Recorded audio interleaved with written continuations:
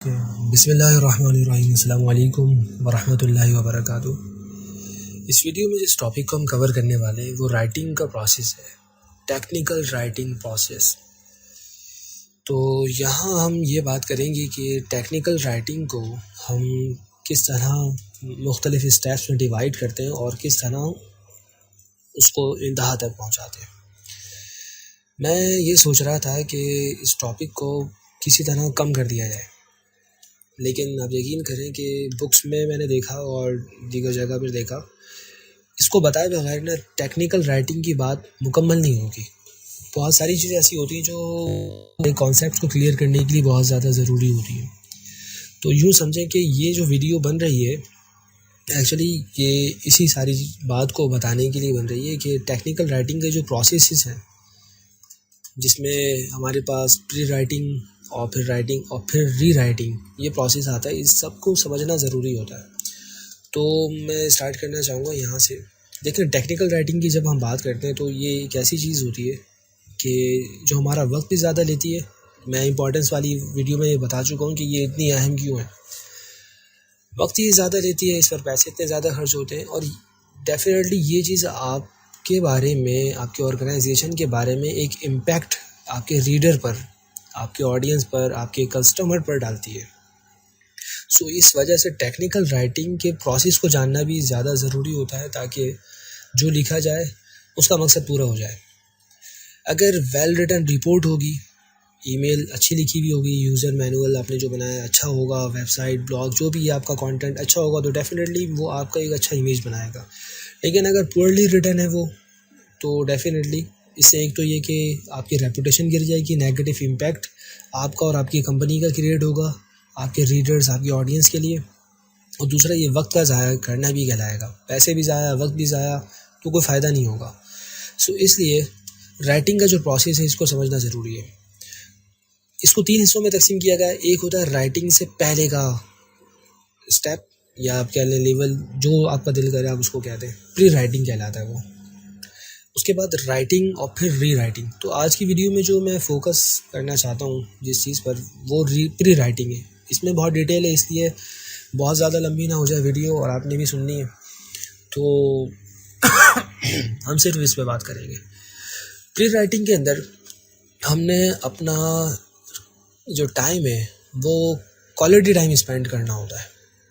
क्यों करना होता है? इसलिए कि अगर हमने वक्त की बचत करने की कोशिश की, तो हमें दूसरी जगह पर री राइटिंग में, प्री राइटिंग के बाद जो राइटिंग का स्टेप है उसमें ज़्यादा वक्त लगाना पड़ जाएगा। इसलिए क्वालिटी टाइम अगर यहाँ पर हम स्पेंड कर देते हैं और जनरल इन्फॉर्मेशन हासिल कर लेते हैं जो हमने लिखना है, अपनी ऑडियंस की नीड्स को, उनकी नेसेसिटीज़ को जहन में रखते हुए, और फिर इसी में ही प्री राइटिंग में ही हम कम्युनिकेशन चैनल को भी मुंतखब कर लेते हैं और सही मुंतखब करते हैं, तो यूँ समझें कि हमारी प्लानिंग जो इस हिस्से में हो रही है उसका समर और उसका जो फल है वो हमें इस हिस्से में और फिर इस हिस्से में नज़र आता है। पैसे भी बच जाएंगे, वक्त भी बच जाएगा, मेहनत भी बर्बाद नहीं होगी, तवानाई जो एनर्जी आप लगा रहे हैं वो भी काम की रहेगी। सही हो गया। तो मैं ये चाहता हूँ कि सिर्फ प्री राइटिंग को हम यहाँ देख लें। ये बहुत सारी चीज़ें, आप स्क्रीनशॉट लेना चाहें स्क्रीनशॉट ले लें, स्टॉप कर लें वीडियो को तो देख लें, आप इसको पढ़ लें। मैं सिर्फ अभी इस पर बात करना चाहता हूँ। प्री राइटिंग के अंदर हम इन चीज़ों को लेकर चल रहे होते हैं। हम ये देख रहे होते हैं कि जो ऑडियंस है हमारी, वो इंटरनल है या एक्सटर्नल। मतलब विद इन ऑर्गेनाइजेशन आप लिख रहे हैं, ऑर्गेनाइजेशन के, कंपनी के, इंडस्ट्री के लोगों के लिए जो अंदर मौजूद है, इंटरनल ऑडियंस के लायक, या एक्सटर्नल ऑडियंस के लिए, आपका कस्टमर या आपका सप्लायर, जो भी है, वो जिस तक आप बाहर मैसेज पहुंचाना चाहते हैं, जो आपके अंडर में या आपके साथ काम नहीं कर रहा है, वो एक्सटर्नल ऑडियंस में चला जाता है। तो प्री राइटिंग में हम इस चीज़ को देख रहे होते हैं। इसमें ये भी देख रहे होते हैं कि हमने लिखना है क्यों है। अब ये सारी चीज़ें डिटेल में आगे आने वाली है। इन्फॉर्म करना है, या उनको हिदायत देनी है, या किसी बात पर उनको परसुएट करना है, कायल करना है, या ट्रस्ट बिल्ड करना है, या इनमें से कोई काम करना। तो प्री राइटिंग के अंदर हमारा जो फोकस होता है वो ये चीज़ें होती हैं। अब इसको डिटेल में हम देख लेते हैं। प्री राइटिंग में हम एक्चुअली कम्युनिकेशन की, अपनी जो मैसेज हम अपना पहुंचाना चाहते हैं कॉरेस्पॉन्डेंस के थ्रू, उसकी प्लानिंग करते हैं। वो एक राइटर ने लिखा है, आई थिंक वो ब्रायन ट्रेसी है, जिसने लिखा कि जो प्लानिंग होती है वो हमारा 25% टाइम बचा देती है। कोई भी काम आप करने के लिए बैठते हैं और उससे पहले आप प्लानिंग कर लेते हैं, तो प्लानिंग करने से आपका वक्त भी बच जाएगा, मज़ीद वहाँ बैठ के नहीं सोचना पड़ेगा कि अब मज़ीद क्या करना है। तो एक तो आपका वक्त बच जाएगा, आपकी एनर्जी बच जाएगी, आपके पैसे भी बच जाएंगे। तो प्लानिंग 25% एटलीस्ट आपके टाइम को बचाती है। इसी तरह जब हम प्री राइटिंग करते हैं तो इन एक्चुअली ये प्लानिंग होती है, तो इसमें हम बहुत सारे ऑब्जेक्टिव्स हैं जिनको लेके चल रहे होते हैं। उनमें से जो पहली चीज़ है वो है एग्ज़ामिनिंग पर्पस। हमने पर्पस एग्ज़ामिन करना होता है। ये सारी चीज़ें, जो 6 चीज़ आपको नज़र आ रही है ना, इसको हम आगे स्लाइड्स पे यही डिस्कस करने वाले हैं। बस मैं ये एक चीज़ बताना चाहता हूँ यहाँ पर। अब जब डिस्कस हम आगे करेंगे तो फिर यहाँ हम ज़्यादा वक्त ना लगे।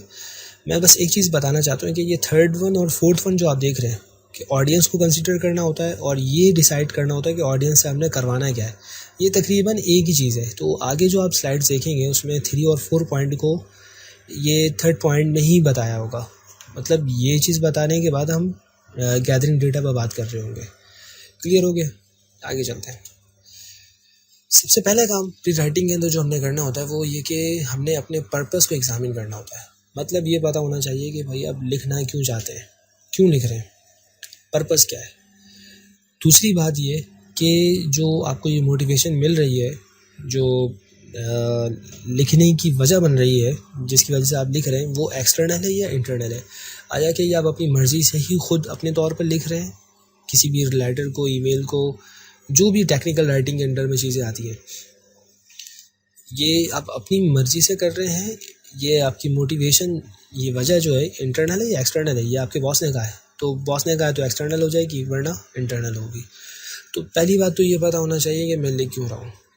जब ये पता चल गया तो फिर ये पता होना चाहिए कि किस लिए लिख रहा हूँ। सही है? हो सकता है कि आप अपनी ऑडियंस को परसुएट करने के लिए, कि किसी पॉइंट ऑफ व्यू को एक्सेप्ट करवाना चाहते हैं। परसुएट मतलब कायल करना, इसलिए लिख रहे हैं। या आप अपनी ऑडियंस को इंस्ट्रक्शन देना चाहते हैं बाय डायरेक्टिंग एक्शंस, हिदायत देना चाहते हैं। अब जाहिर है कि वो आपके कोवर्कर्स भी हो सकते हैं, वो आपकी ऑडियंस भी हो सकती है। कोई मशीन आपने बनाई है और आप उसके बारे में बता रहे हैं कि देखें इसको इस्तेमाल करने का तरीका ये है कि इसको ऐसा रखा जाए, इसको ये ना किया जाए, इंस्ट्रक्शंस में आ जाएंगी चीज़ें। तो गोल डिटरमाइन हो रहा है यहाँ इन्फॉर्म करने के लिए अपनी ऑडियंस को फैक्ट्स फिगर्स के बारे में, या जो क्वेश्चन उन्होंने हो सकता है पूछा हो या उनके जहन में आ जाए, या इससे मुताल्लिक कोई और चीज़ इन्फॉर्म करने की खातिर लिख रहे हैं। और या आप अपना अपनी रैपो जो है बिल्ड करना चाहते हैं, रिलेशनशिप बिल्ड करना चाहते हैं, उसके लिए लिख रहे हैं। अब ये बातें क्यों पता होनी चाहिए, सवाल ये पैदा होता है। ये बातें इसलिए पता होनी चाहिए कि जब मैं किसी को कायल करने के लिए लिख रहा हूँ, या मैं उसको कायल करने के लिए उससे गुफ्तगू कर रहा हूँ, तो वहाँ पर मेरे जो वर्ड्स होंगे, चॉइस ऑफ वर्ड्स, वो टोटली डिफरेंट होंगे। उसमें टोन जो है, स्टाइल है, वो बहुत ज़्यादा मैटर करता है, क्योंकि आपने फिर अपनी ऑडियंस के माइंड को ज़हन में रखना होता है। इंस्ट्रक्शन देनी होती है तो उसमें शायद ऐसा कोई प्रॉब्लम ना आए। तो जब हमें मकसद पता चल जाता है ना कि हम ये कम्युनिकेशन क्यों कर रहे हैं, तो इससे हम बहुत सारी चीज़ों को डिसाइड कर लेते हैं। स्टाइल, टूल, पैटर्न, क्या चीज़ बेहतर रहेगी इस मैसेज को पेश करने के लिए, पहले कौन सी बात करनी चाहिए, फिर क्या।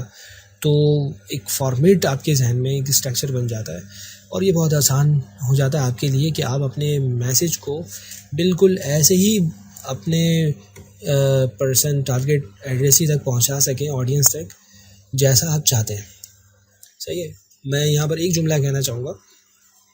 कम्युनिकेशन का मतलब ये होता है, एक अच्छी कम्युनिकेशन का, कि जो आपके जहन में है, आप अपने वर्ड्स को यूज़ करते हुए, सेंटेंसेस को यूज़ करते हुए, बिल्कुल वही चीज़ अपनी ऑडियंस के जहन में ट्रांसफ़र कर दें। मतलब जो यहाँ था वो बिल्कुल वही चीज़ वहाँ प्रिंट हो जाए। अगर यहाँ कुछ था और वहाँ कुछ और पहुँच गया, तो इसका मतलब ये है कि कम्युनिकेशन स्किल्स अच्छे नहीं है। तो भी पर्पस पता चल गया क्यों लिख रहे हैं और किस लिए लिख रहे हैं, ये भी पता चल गया है। तीसरा काम फिर ऑडियंस के बारे में होता है कि आपने कहना क्या है और कैसे कहना है, ऑडियंस कौन है। जाहिर है कि ऑडियंस ही हमारी इस बात को डिटरमाइन करवाती है, सेट करवा देती है कि हमें गुफ्तगू कैसी करनी चाहिए। अगर मैं मैनेजमेंट से बात कर रहा हूँ तो ज़ाहिर है मेरा स्टाइल वहाँ कुछ और होगा। उन लोगों को बातों का पता है। मैं अगर उनको कोई टर्मिनोलॉजी यूज़ करते हुए कुछ बताता हूँ तो डेफिनेटली ये उनके लिए कोई मुश्किल चीज़ नहीं होगी। सब ऑर्डिनेटर्स हैं, उनसे बात करते हुए आपका जो स्टाइल है और हो सकता है, क्योंकि कॉन्टेक्चुअल इन्फॉर्मेशन नॉलेज भी आ जाती है वहाँ पर। ऐसे ही कोवर्कर से गुफ्तगू कर रहे हैं, वहाँ पर कुछ और होगा। आपकी ऑडियंस हाई टेक है या लो टेक है, ये भी बहुत ज़्यादा मैटर करती है चीज़। हाई टेक ऑडियंस वो होती है जो अपनी फील्ड में एक्सपर्ट है, उनको पता है जिस फील्ड की। अब अगर आपकी फील्ड बायोमेडिकल है या बायोटेक्नोलॉजी है या फूड साइंसेस है या कंप्यूटर साइंस है, जो भी आपकी फील्ड है, अगर आप हाई टेक ऑडियंस से गुफ्तगू कर रहे हैं, उनको तो पहले ही पता है ना उस चीज़ का। अगर आप वहाँ पर हर चीज़ को एक्सप्लेन करते हुए नहीं भी गुजरते हैं तो वो आपकी बात समझ जाएंगे। लो टेक ऑडियंस को नॉलेज होती है, लेकिन सब नॉलेज, कुछ नॉलेज होती है। ले ऑडियंस वो है जो आउटसाइडर है, जैसे आपका कस्टमर है, उसको तो पता ही नहीं है कि भाई ये टर्म है, इसका क्या मतलब होता है। तो ये ऑडियंस बहुत ज़्यादा मैटर करती है। आप अपने बॉस से बात कर रहे हैं या आप अपने सब ऑर्डिनेटर से बात कर रहे हैं, वहाँ पर गुफ्तगू का अंदाज़ थोड़ा डिफरेंट हो जाता है। ऐसे ही कस्टमर को डील कर रहे हैं, अब आपकी ऑडियंस में ऐसा कस्टमर है जो किसी डिफरेंट कल्चर से ताल्लुक़ रखता है, तो जाहिर है कि आपको उसके कल्चर को, अब ये जो कल्चर में जो चीज़ें आ जाती है ना, डिफरेंस, जिसके लिए एक डिफरेंसेस वर्ड यूज़ किया जाता है। आपके कल्चर के अंदर जो चीज़ बुरी नहीं समझी जाती, हो सकता है उनके कल्चर में बुरी समझी जाती हो, या आपके यहाँ उसका मतलब और होता, उनके यहाँ कुछ और होता हो। कुछ चीज़ें हम बहुत ज़्यादा सीरियस लेते हैं, दूसरा नहीं लेता। तो मल्टी कल्चरल, ये कल्चर का डिफरेंस होता है, इस चीज़ को भी ध्यान में रखना है। और इश्यूज़ की जो डिवर्सिटी है, इसको डाइवर्सिटी और डिवर्सिटी दोनों पढ़ा जाता है, तो इसको भी ध्यान में रखना होता है जब आप गुफ्तगू कर रहे होते हैं, कि ऐसा ना हो कि किसी इशू पर ज़्यादा आपने एम्फेसिस कर दिया और दूसरे पे कम किया तो उसकी अहमियत ज़्यादा बढ़ जाएगी जिस पर एम्फेसिस किया है। बहुत सारी चीज़ें इसमें ना। सो ऑडियंस का पता चल गया। पहली चीज़, क्यों लिख रहा हूँ, किस लिए लिख रहा हूँ और किस को लिख रहा हूँ। अब फोर्थ वन चीज़ वो क्या है, वो ये कि डेटा को हमने गैदर करना होता है, क्या कहना है मुझे। अब जाहिर है कि इन चीज़ों को भी मैं फोकस करूँगा, ये बहुत ज़्यादा मैटर करती है चीज़ें, मैंने डिटेल्स इसके अंदर ऐड करनी है। तो डेटा मुझे कहाँ से मिलेगा, डेटा को अपने, आप ये कह लें कि ड्राफ्ट एक रेडी करने वाले हैं, उसके लिए हम इन टेक्निक्स का इस्तेमाल करते हैं ताकि हमारी जो रिक्वायर्ड चीज़ें हैं वो सही तौर पर हमारी ऑडियंस तक पहुंच सके। तो उसमें आप देख रहे हैं कि हम ये जो डिफरेंट चीज़ें यूज़ कर रहे हैं, answering the reporters question, mind making, mind mapping और ब्रेनस्टॉर्मिंग, लिस्टिंग, इसको हम देख लेते हैं एक बुक के अंदर। मैंने आपके खातिर एक बुक खोली हुई है यहाँ पर, तो मैं ये दिखाना चाहता था जो हम राइटिंग के टेक्निक्स यूज़ कर रहे हैं डेटा गैदर करने के लिए, उसमें हम डेटा डिफरेंट तरीके से हासिल करते हैं। आपने 5 W's का नाम तो सुना होगा। 5 W's का मतलब होता है who, what, when, where, why, ये वाली चीज़ें आ जाती हैं उसमें, सही है। तो जब किसी को आप कोई मैसेज पहुंचाना चाहते हैं तो ये ज़रा देख लें कि 5 W's को आपने कवर किया है। ज़रूरी नहीं है कि 5 W's में से हर एक उसमें ऐड होगा तभी मतलब पूरा होगा, कभी कभी सबकी ज़रूरत पेश भी नहीं आती।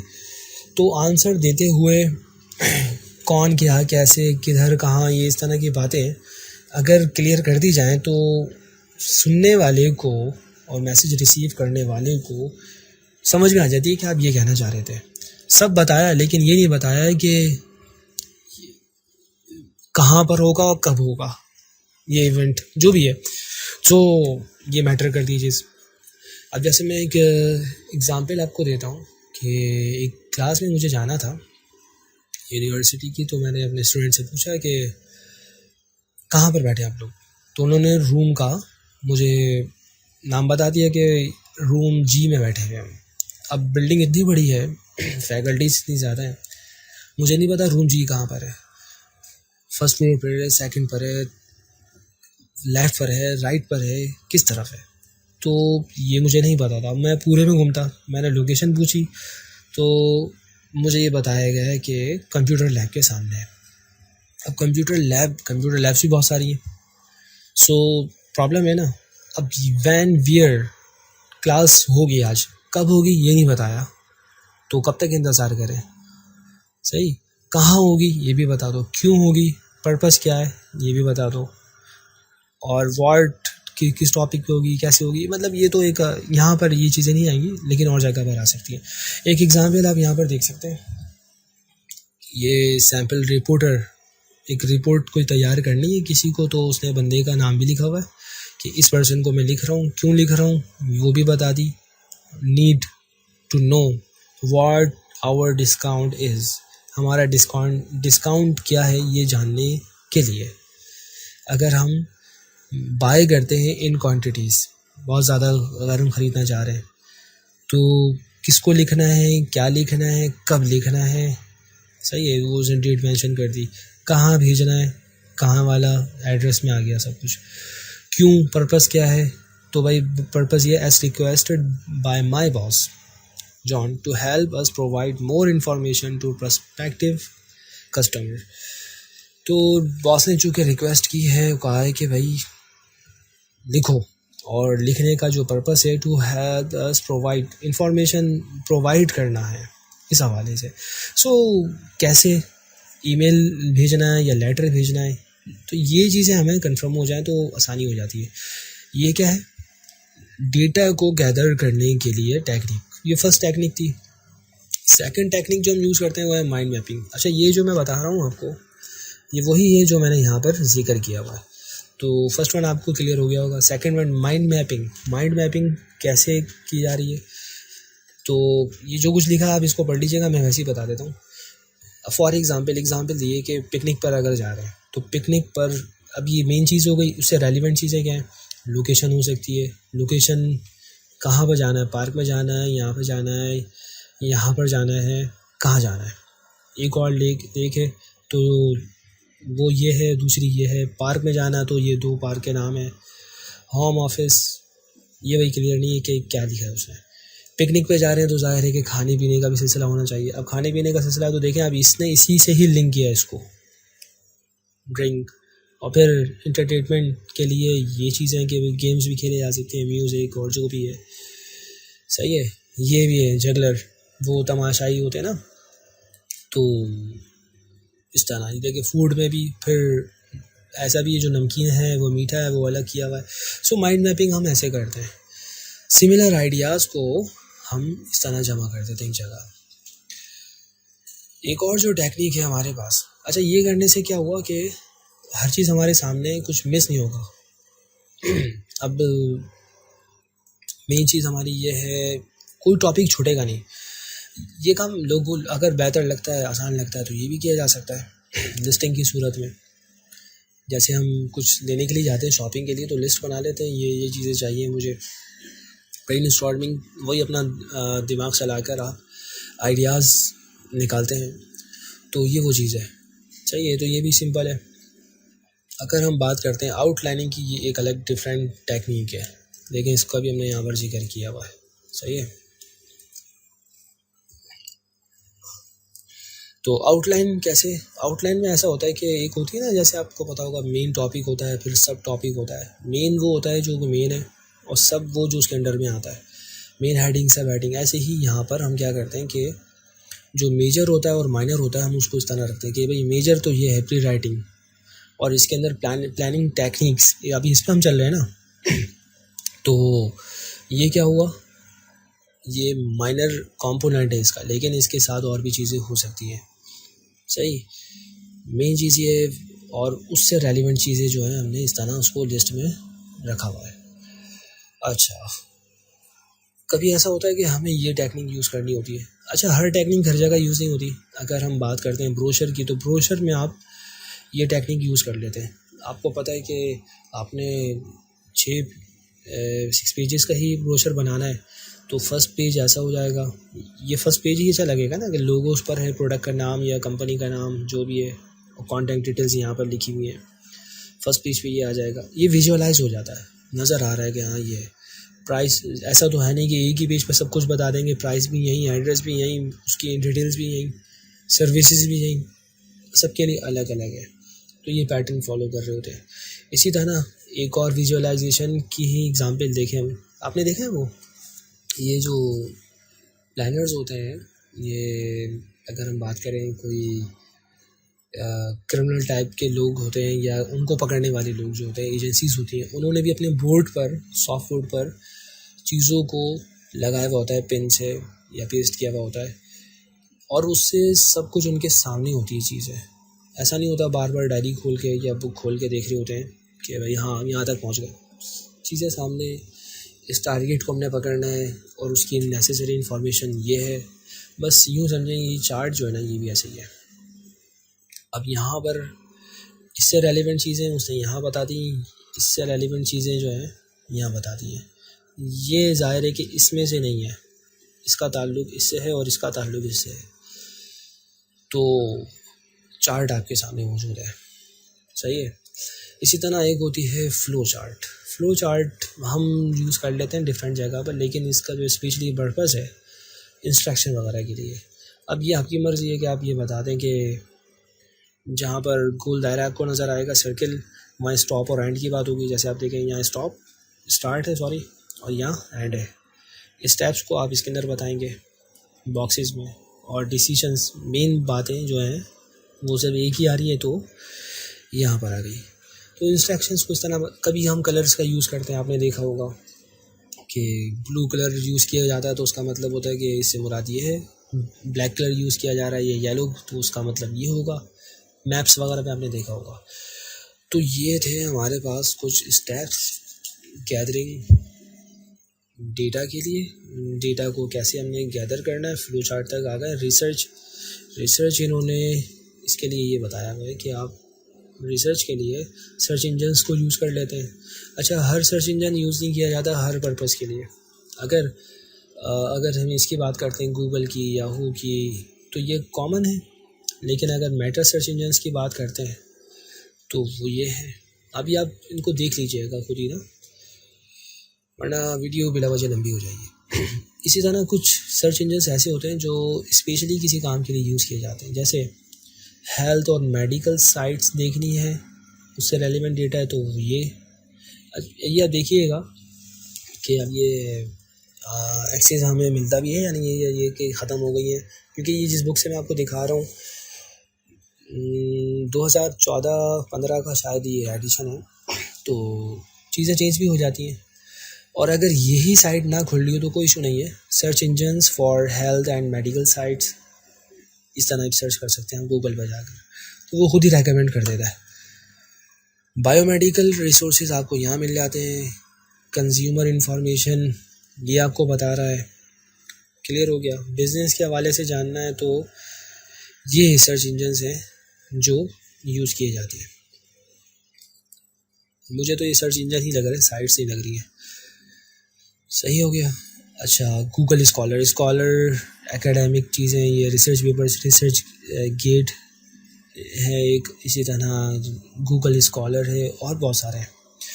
यूनिवर्सिटीज़ भी पेश करती है ना, उनका भी अपना पोर्टल होता है, उससे वो अपने स्टूडेंट्स को वहाँ से एक्सेस दे देती हैं, तो वो आसानी हो जाती है उन लोगों के लिए रिसर्च के मामले में। सही, और बाकी आप देख लीजिएगा। तो ये हो गए रिसर्च के मामलात। अब हम बात जो करते हैं वो ये कि भाई सारी चीज़ें कर ली, पर्पस को एग्ज़ामिन भी कर लिया, क्यों लिखना है, किस लिए लिखना है, किसके लिए लिखना है, ये उसी में आ गया है। डेटा भी गैदर कर लिया। अब लास्ट जो हमारे पास चीज़ होती है वो ये कि मोस्ट इफ़ेक्टिव कम्युनिकेशन चैनल कौन सा रहेगा इस काम के लिए, इस मैसेज के लिए जो मुझे अपनी ऑडियंस तक पहुंचाना है। अब इफ़ेक्टिव कम्युनिकेशन चैनल का क्या मतलब है? इफ़ेक्टिव कम्युनिकेशन चैनल का मतलब ये है कि हमारे पास सेंड करने को बहुत कुछ होता है। हम अपना मैसेज ईमेल्स की सूरत में भी भेज सकते हैं, सही है, टेक्स्ट मैसेजेस की सूरत में, लेटर्स की सूरत में, मेमोज, रिपोर्ट्स की, इसकी बहुत सारी चीज़ों के ज़रिए हम अपना मैसेज कन्वे कर सकते हैं। तो लेकिन इसमें मसला ये होता है, अच्छा मैं उस पर दिखाता हूँ, कंटेंट इसका मैंने यहाँ पर रखा हुआ है, चीज़ें हाईलाइटेड है यहाँ पर, तो इसलिए मैं यहाँ से दिखा रहा हूँ। तो चैनल्स तो हमारे पास बहुत सारे कम्युनिकेशन के मैसेजेस है, लेटर्स है, हमने कौन सा यूज़ करना है।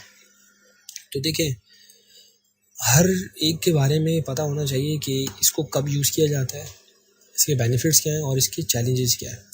अगर ईमेल की बात करते हैं या इंस्टेंट मैसेजेस की, टेक्स्ट मैसेजेस की, तो इसका एक बेनिफिट तो ये है कि ये होते हैं क्विक, आपने पहुंचाया फ़ौरन मिल गया उसको, सही। और इसी तरह एक ही वक्त में सबको मिल जाएगा। ऐसा नहीं है कि 4 दिन बाद ईमेल पहुंच रही है, ये कोई डाक थोड़ी है कि वो यहाँ से निकला है तो वो पहुंचेगा वहाँ पर। एक से ज़्यादा रीडर्स को एक ही वक्त में पहुंचा दिया। और ईमेल के बारे में देखें, ये भी लिखा हुआ इन्होंने कि ये आइडियल ये है कि 20 या इसके करीब करीब लाइंस ही इसकी ज़्यादा लेंथ होनी चाहिए, ज़्यादा लंबी ना हो, शॉर्ट होती है ईमेल। अटैचमेंट भी आपके इसके साथ भेज सकते हैं, ये नहीं है कि लिफाफे के अंदर आपने वो CV रखी है, फिर उसके साथ कवर लेटर और जो भी चीज़ें हैं वो भेज रहे हैं, यहीं पर ही आपने अटैच किया, भेज दिया। ये आपका पर्पस है, अब देखना होगा कि कब आपने भेजना है। आप इसके साथ ये चीज़ें भी भेज सकते हैं, लिंक्स वगैरह भेज दिए हैं, यूट्यूब पर वीडियो आपने डाली हुई है, सबको नहीं दिखाना चाहते, प्राइवेट कर दिया उसको, जिसको दिखानी है उसको लिंक भेज दिया, वो देख लेगा खुद ही। अब ईमेल के फ़ायदे तो ये होगा, लेकिन इसके चैलेंजेस भी हैं कुछ। वो ये कि ये लेस फॉर्मल समझी जाती है। अच्छा, ये भी कंट्री वाइज और ऑर्गेनाइजेशन वाइज चीज़ें डिफरेंट होती हैं। हो सकता है कहीं बहुत ज़्यादा फॉर्मल समझी जाती हो। Email might not be private यूँ नहीं हो सकती, क्योंकि जो आपकी एडमिनिस्ट्रेशन है वो रसाई हासिल कर सकती है कि आपने क्या भेजी थी, क्योंकि वो नेटवर्किंग का सिलसिला होता है ना। अब यहाँ पर एक और मसला ये आता है कि साइज़ की लिमिटेशन। 1 GB की फ़ाइल आपने मूवी की वो डाल दी उसमें, वो तो हो नहीं सकता, वो तो मसला हो जाएगा। तो इसमें भी लिमिटेशन होती है। इसी तरह आप टेक्स्ट मैसेजेस की बात करते हैं तो वो भी कितना लंबा भेजना है, और वो उस पर व्हाट्सएप का अगर मैसेज भी आ गया है तो वो क्या पूरी किताब पढ़ेगा उसमें, वो बड़ा मसला हो जाएगा। तो ये चीज़ें होती हैं। कुछ चीज़ें ऐसी होती हैं कि हम आदी होते हैं कि इसको तो हमने मुख्तसर ही पढ़ना है, टेक्स्ट मैसेज हो, इंस्टेंट मैसेजेस, सही हो गया। दूसरा हमारे पास जो कम्युनिकेशन का चैनल है वो लेटर है।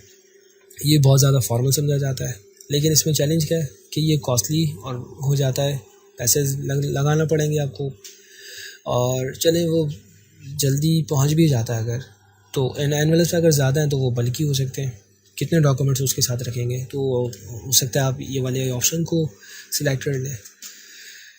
ईमेल हो गया, लेटर हो गया। मेमो की अगर हम बात करें, जिसको मेमोरेंडम कहते हैं, तो उसका फ़ायदा ये है कि इसमें प्राइवेसी ज़्यादा है ईमेल के मुकाबले में। ईमेल तो एडमिनिस्ट्रेशन देख सकती है, लेकिन इसमें कह रहे हैं कि ऐसा नहीं है। एक वर्कर कोवर्कर को भी भेज सकते हैं, कई कोवर्कर्स को भी भेज सकते हैं आप। यू कैन अटैच और इनक्लोज डॉक्यूमेंट्स भी आप अटैच कर सकते हैं। अच्छा, ये लिमिटेड होते हैं इन लेंथ, 1 से 2 पेजेस आप इसके लिख सकते हैं। इसको ये बेनिफिट में डाल रहे हैं, हो सकता है कभी किसी का बेनिफिट चैलेंज बन जाएगा। अब इसमें चैलेंज क्या आ रहा है, वो ये कि ईमेल के मुकाबले में ये टाइम कंज्यूमिंग है और लेस फॉर्मल दैन लेटर्स। तो लेटर्स ज़्यादा फॉर्मल समझा जाता है, सही। इसी तरह रिपोर्ट कब लिखनी है, प्रपोजल कब लिखना है, तो देखें इसका एक फ़ायदा तो ये होता है कि ये फॉर्मल ज़्यादा होता है, बहुत ही ज़्यादा फॉर्मल रिपोर्ट्स जो होती हैं। लेंथ की बात करें तो 1 पेज से लेकर 100 पेजेस तक आप इसको बढ़ा सकते हैं, सही है। और अगर हम डिटेल और इन्फॉर्मेशन की बात करते हैं तो डिटेल इन्फॉर्मेशन के लिए ये एक अच्छी चीज़ है, लेकिन चैलेंज क्या है इसका, टाइम कंज्यूमिंग है ये, सही हो गया। तो ये मुख्तलिफ हथियार है, ज़रूरी नहीं है कि हर हथियार हर जगह इस्तेमाल किया जाए। कभी हम एक वेपन यूज़ कर रहे होते हैं, ड्रैगन वो क्या है, स्नाइपर होती है ना, जो दूर खड़े शख्स को निशाना लेके मारने के लिए इस्तेमाल होती है, तो कभी वो इस्तेमाल करते हैं। लेकिन अब कोई करीब खड़ा हुआ है तो उसके लिए तो पिस्टल काफ़ी है। तो ये हथियार चलाने वाले पर बात है कि वो उसको कहाँ इस्तेमाल करता है। ऐसे ही ब्रोशर की फ्लायर की बात करें तो फ्लायर 1 पेज का होता है, ब्रोशर कई पेजेस का होता है, 7-8 पेजेस का। तो ये इंफॉर्मेशन के लिए ज़्यादा एप्रोप्रिएट है।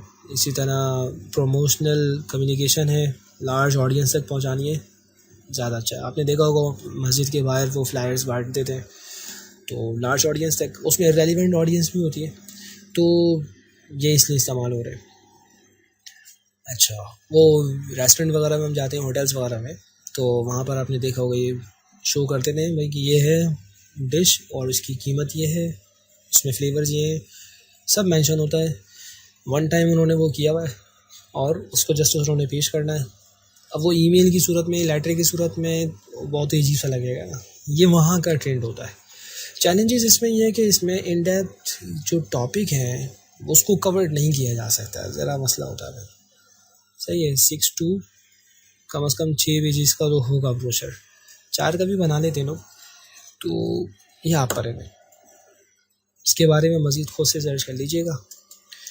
वेबसाइट के थ्रू भी हम मैसेज पहुंचाते हैं और ब्लॉग्स के जरिए भी, ये इनफॉर्मल है, पब्लिक कम्युनिकेशन, पूरी दुनिया को पता चल जाएगा। लेकिन फ़ायदा ये है कि हर जगह से हर कोई किसी भी वक्त किसी भी टाइम देख सकता है, इन्फॉर्मेशन ज़्यादा रख सकते हैं, अपडेट कर सकते हैं बार बार उसको, उसमें आप लिंक्स भी शेयर कर सकते हैं, एनिमेशन, ग्राफिक, कलर, जो भी है आप वहाँ से शो कर दें। चैलेंज ये आ रहा है कि ये सेंसिटिव इन्फॉर्मेशन के लिए बेहतर नहीं है। जो चीज़ पूरी दुनिया को नहीं दिखा सकते हम, तो उसको वेबसाइट पे डालना ज़रा मसला होगा। उसमें भी फिर ये भी कुछ ऑप्शंस होते हैं कि अगर वो पोर्टल होता है किसी ऑर्गेनाइजेशन का कि ख़ास लोग ही रसाई हासिल कर सकते हैं, तो वो अलग बात है। ऐसी ओरल प्रेजेंटेशन भी एक हमारे पास कम्युनिकेशन चैनल है। अब कभी कुछ बातें होती हैं कि लिख कर समझाने में उसको बड़ा टाइम लगेगा, सामने सामने आप चाहते हैं कि सामने लोग मौजूद हों और डायरेक्ट कम्युनिकेशन हो जाए, तो बहुत अच्छा हो जाता है। आप लोगों को बुलाते हैं, 10 मिनट 15 मिनट जो भी आपका टाइम है, उसमें बहुत सारी बातें हैं, कौन पढ़ेगा इतनी देर बैठ कर, तो उसमें ही आप डिस्कस कर लेते हैं। ये फॉर्मल और इनफॉर्मल दोनों में आ जाती है। इसमें चैलेंज ये है कि लोग अपनी बात जो है ना जैसी पहुंचानी चाहिए, अगर उसकी कम्युनिकेशन स्किल्स स्ट्रॉन्ग नहीं है तो वो प्रॉब्लम होगी, और लिसनर्स का मसला आ सकता है। कम्युनिकेशन ऐसी हो कि ये मसला भी अगर कवर हो जाता है तो शानदार हो जाएगा। सोशल मीडिया भी एक कम्युनिकेशन चैनल है जिससे हम बहुत सारे लोगों तक अपना मैसेज पहुंचा देते हैं। चैलेंज ये है कि इसमें कॉन्फिडेंशियल इश्यूज़ को पोज नहीं किया जा सकता। ट्विटर पर अगर आप ट्वीट करते हैं तो वहाँ पर भी कैरेक्टर्स की लिमिट है, तो हर चीज़ हर जगह के लिए नहीं होती है। वीडियोस की सूरत में भी कभी बहुत ही शानदार हो जाता है कि आप वीडियो का लिंक अपने लोगों को भेज देते हैं कि भाई ये करके दिखा रहा है, आप इसको देख लें, इसको फॉलो कर लें, शानदार हो जाता है। लैंग्वेज बैरियर का भी मसला नहीं, खामोश वीडियो है भाई, बिल्कुल क्लियर हो जाता है, तो क्लियर एक्शंस हो जाते हैं, एंटरटेनिंग भी हो जाता है। ये वो एक इदारा है ना, आपने नाम सुना होगा, करीम, जो टैक्सीज़ वगैरह चला रहे हैं, राइडर्स वगैरह, मतलब लोगों को सहूलत भी मिल रही है। तो उनके यहाँ मैंने देखा था एक कि